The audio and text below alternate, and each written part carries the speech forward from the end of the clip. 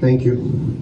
My name is Esteban. I come from Argentina, and I couldn't agree more with you, Micheline. Everything she said applies to most of the global south.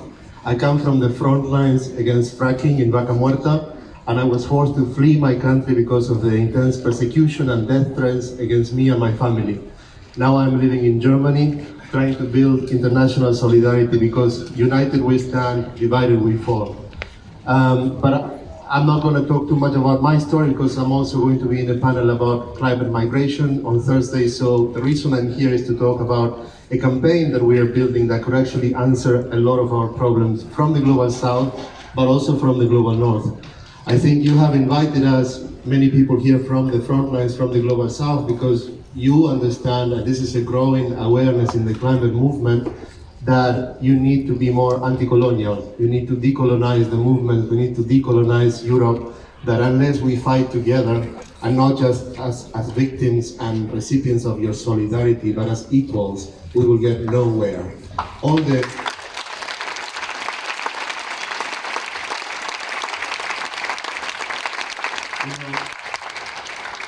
all the slogans in the climate movement of Europe so far are very Eurocentric. They're very Eurocentric. Fight for 1.5. Of course, we agree with all of them, but there's just not room for the global south in these agendas.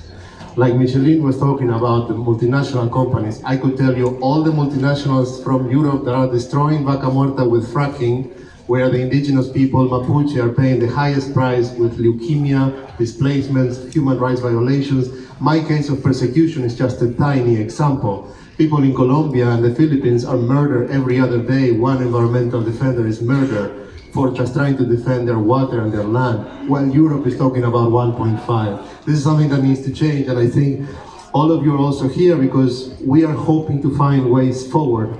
The climate movement, Fridays, Extinction, Ende Gelände, we are all at a crossroads. We don't really know where to go. And the way out is through international solidarity. And you know what we have found? We have been doing global actions against fracking, against mega mining, against offshore drilling, to defend water, which is trading on Wall Street as a commodity. And most Europeans don't even know that or care about water. Your country is running out of water right now. And we've been doing all these actions, and we realize that we are never powerful enough to affect the change we need to affect. And I think in a lot of Europe, the climate movements also understand, besides the need to be anti-colonial, that we need to connect to the workers.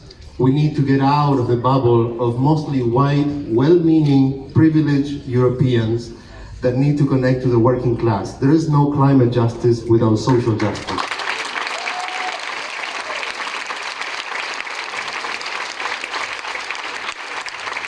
And guess what?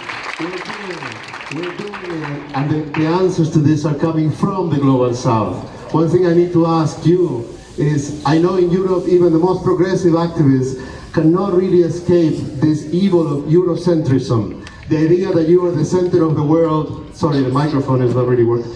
The idea that Europe is the center of the world and all the solutions and all the agendas might come from you. What we need is a little bit of humility and the understanding that Europe was the place where all the problems came from. The solutions will not come from the same place.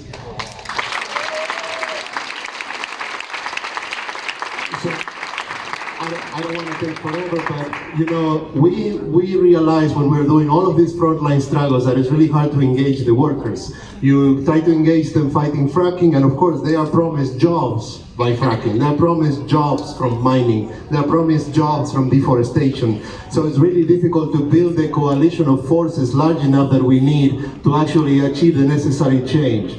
The workers of the world, especially in the global south, all the civil and social rights that we have mostly come from the struggles of the workers that have confronted genocides, dictatorships, and neoliberal periods and still remain intact with enormous capacity to mobilize and organize that the climate movement simply does not have. So when I'm saying that from the global south there's answers to connect all of this and show us the way forward, you know, we realize in the global south, from Indonesia to Tanzania to Zambia to Argentina, there is a common denominator behind the advancing of extractive industries, and that is debt, financial debt. We are in a lot of debt to you. Italy is actually part of the G7, which you're also in a lot of debt yourself. but we owe a lot of debt to the global north, and that's a well-known tool of colonialism called debt trap diplomacy. That is behind the expansion of the fossil fuel industry, and no one is talking about it really, not at least in the climate movement. So we realize when you talk about debt, and you talk to the global south labor unions about debt, they get it. Because that affects directly their capacity to feed their families, their capacity to have a decent life. So we built this campaign with them called Debt for Climate, which is trying to demand from the global north that the G7 and the global north need to pay their climate debt. You know, not only are the largest emitters of greenhouse gases historically, but they also colonized and enslaved most of the world for the last 500 years. So the climate debt of the global north needs to be recognized and needs to be repaid to Indonesia, to Mexico, to Argentina, and all over the world. And we have found a way to do that, because when we organize with the worker unions, we will have the power to bring us all together. And we just did the first action during the G7 in Munich and globally with 24 countries. For the first time in world history, thousands of workers mobilized together with thousands of climate justice activists. And this is an unprecedented achievement that we need to keep growing, and we're going to mobilize again right before COP. There is the meeting of the IMF and the World Bank that are meeting in Washington, D.C. and globally. It's at the same time as the Ministers of Finance are meeting in Indonesia. So it's the perfect target, October 14th and 15th, and the 15th is the 35th anniversary of the assassination of Thomas Sankara, which I encourage you to Google. He was a great leader against colonialism from Burkina Faso in Africa. He was assassinated right after giving a speech against debt. And debt is a big tool of colonialism. Right after we became independent from Spain, Argentina went right into becoming a neo-colony of England through debt. So we need to make them pay their climate debt, beginning by canceling the debt of the global south, so that we can actually remotely have a chance at finding a just transition. There is no way, everything else is bullshit. If you don't cancel the debt of the global south, it will be impossible for any of our countries to actually achieve any climate goals. And guess what?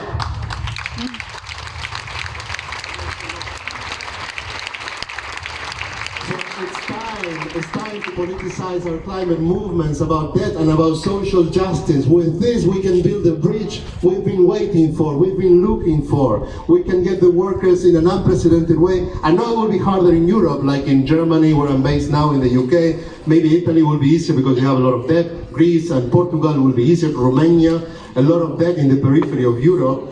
But you know, we have trillions of dollars of fossil fuels in the ground in the global south that our governments are forced to keep extracting more and more just to be able to keep up paying the interest. Just the interest, huge interest on these loans to the global north, which forces us to plunder and keep sending raw materials for this sick consumption cycle of Europe. So by cancelling that debt, we will enable a just transition for the global south, and we could achieve the biggest victory to date for the climate movement by leaving trillions of dollars of fossil fuels in the ground. So we need all of you to join us. We need to work with all of you. If you have connections to labor unions or any climate groups, join us. We need to keep coming together, and we need to be millions on the streets, because that's the only thing that builds enough power to paralyze economies and to force the governments to the table to request the debt cancellation from the IMF, the World Bank, and the rest of the lenders. I have written the information here for Debt for Climate, the website, the info, the email, and the social media. So get in touch with us, please, because we will only win it as we stand united, or divided we fall. Thank you.